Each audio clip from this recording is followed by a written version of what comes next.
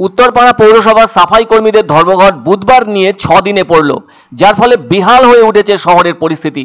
এমন ঘটনায় রাস্তাঘাটে উপচে পড়ছে জঞ্জাল। অনেক জায়গায় নাকে রুমাল গুঁজে চলতে হচ্ছে শহরবাসীদের। এতে পৌরসভার বাসিন্দাদের মধ্যে বাড়ছে ক্ষোভ। এ ধরনের পরিস্থিতির মুখে দাঁড়িয়ে উত্তরপাড়া পৌরসভার পার্মানেন্ট কনজারভেন্সি ওয়ার্কারদের নিয়ে শহরের রাস্তাঘাট পরিষ্কার করার কাজ ইতিমধ্যেই শুরু করেছেন পৌর কর্তৃপক্ষ। এদিকে শহরের এমন নরক যন্ত্রণার বিষয়কে সামনে রেখে পৌরসভার গেটের সামনে বিক্ষোভ দেখান সিপিএম এর নেতা কর্মীরা। একই সাথে তারা পৌরসভায় পৌরপ্রধানের কাছে ডেপুটেশনও জমা দেন। একদিকে তারা যেমন ঠিকা কর্মচারীদের ন্যায্য দাবির প্রতি সমর্থন জানিয়েছেন, তেমনি এর পাশাপাশি সমগ্র পৌরসভা এলাকা জুড়ে যে অসহনীয় পরিস্থিতির সৃষ্টি হয়েছে তা থেকে অবিলম্বে নাগরিকদের মুক্তি দিতে হবে, জঞ্জাল সাফাই করে বলে দাবি জানিয়েছেন সিপিএম নেতাকর্মীরা।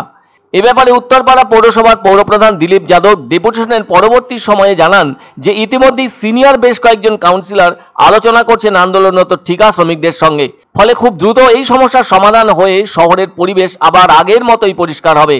তবে ঠিকাদার সংস্থার বিরুদ্ধে রাজ্য সরকারের ঠিক করে দেওয়া যে মিনিমাম ওয়েজেস তা না দেওয়ার মতো মারাত্মক অভিযোগের নিষ্পত্তি এখনো হয়নি। তবে অসমর্থিত সূত্রের খবর, সিনিয়র কাউন্সিলরদের সাথে ঠিকা শ্রমিকদের আলোচনায় সমাধান সূত্র বেরিয়ে আসছে। সম্ভবত বৃহস্পতিবার থেকে ঠিকা শ্রমিকরা জঞ্জাল সাফাইয়ের কাজে যোগ দেবেন, এমনটাই আশ্বাস দিলেন পৌরসভার পৌরপ্রধান দিলীপ যাদব।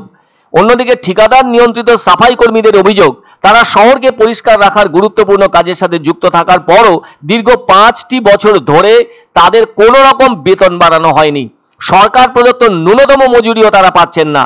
আর ঠিকাদার সংস্থা তাদের 27 দিন কাজ করিয়ে 25 দিনের বেতন দিচ্ছে। এ ধরনের মারাত্মক অভিযোগও তারা সামনে এনেছেন। বেশিরভাগ সাফাই কর্মীর বেতন থেকে টাকা কাটা হলেও সামাজিক সুরক্ষা প্রকল্পে তাদের সেই টাকা জমা দিচ্ছে না ঠিকাদার সংস্থা। বারবার ঠিকাদার সংস্থা এবং উত্তরপাড়া পৌরসভাকে তাদের সমস্যার কথা জানালেও সে বিষয়ে কোনোভাবে কর্ণপাত করা হয়নি। তাই বাধ্য হয়ে ধর্মঘটের পথে নেমেছেন তারা। তাই তাদের দাবি না মেটা পর্যন্ত কাজে যোগ দেবেন না বলে পরিষ্কার জানিয়ে দিয়েছেন সাফাই কর্মীরা। ওদিকে শহরের বাসিন্দারা অভিযোগ তুলেছেন, বাড়ি বাড়ি থেকে আবর্জনা সংগ্রহের জন্য পৌরসভা ইতিমধ্যেই নির্দিষ্ট ট্যাক্স ধার্য করেছে। আর ওই ট্যাক্স দেওয়ার পরও কেন শেষ 6 দিন গোটা শহরের সাফাইয়ের কাজ বন্ধ রয়েছে? আবার সাফাই কর্মীদের ধর্মঘট নিয়ে পৌরসভা কেন উদ্যোগ গ্রহণ করছে না তা সাধারণ নাগরিকদের বোধগম্যও হচ্ছে না। কেননা গোটা শহর জুড়েই আবর্জনা পড়ে থাকার চিত্র উঠে এসেছে।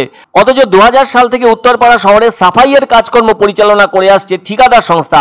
তাই অনেকে বলছেন, যদি দেখা যায় সাফাই কর্মীদের এই ধর্মঘটের পেছনে ঠিকাদার সংস্থার কোনো দোষ আছে, তাহলে নিশ্চয়ই তাদের বিরুদ্ধে আইনানুগ ব্যবস্থা গ্রহণ করা উচিত।